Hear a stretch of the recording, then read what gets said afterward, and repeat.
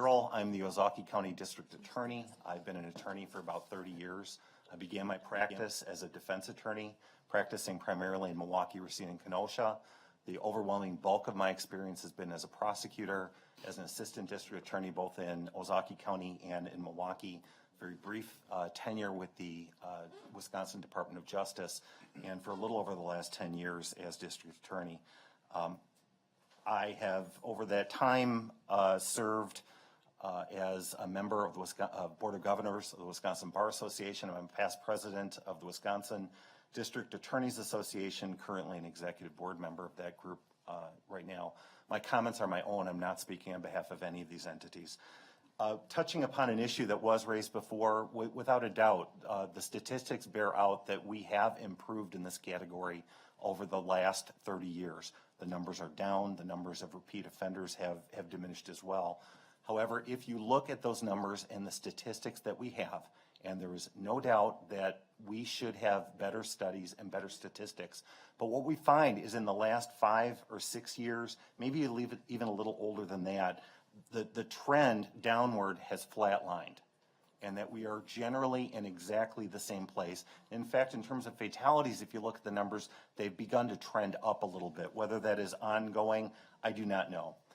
From my own perspective, I can tell you that when I began as an attorney 30 years ago, operating while intoxicated was probably the most common trial that we saw in our circuit courts. They happened all the time, and I suspect it was because people had a problem with self-recognition. It might have been more commonly viewed culturally as a mistake. They felt that juries would give people greater indulgences, and perhaps they were.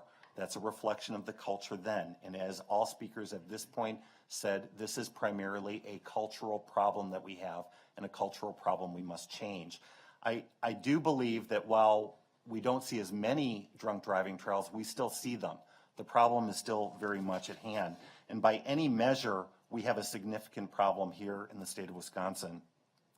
It is common knowledge, do not drive drunk. Our children are taught that in schools at a very young age. We hear it on TV, we say it to our friends, yet people in Wisconsin still do. The national average, as measured by the Centers for Disease Control, who asked people privately in a clinical setting, how many of you have driven after drinking too much in the last 30 days? That was the question posed. The national average was 1.9% of people. The average in Wisconsin was 3.1%, 50% higher. That is a substantial and a telling number. But in many ways, I ask you to consider this. The problem really isn't the repeat drunk driver.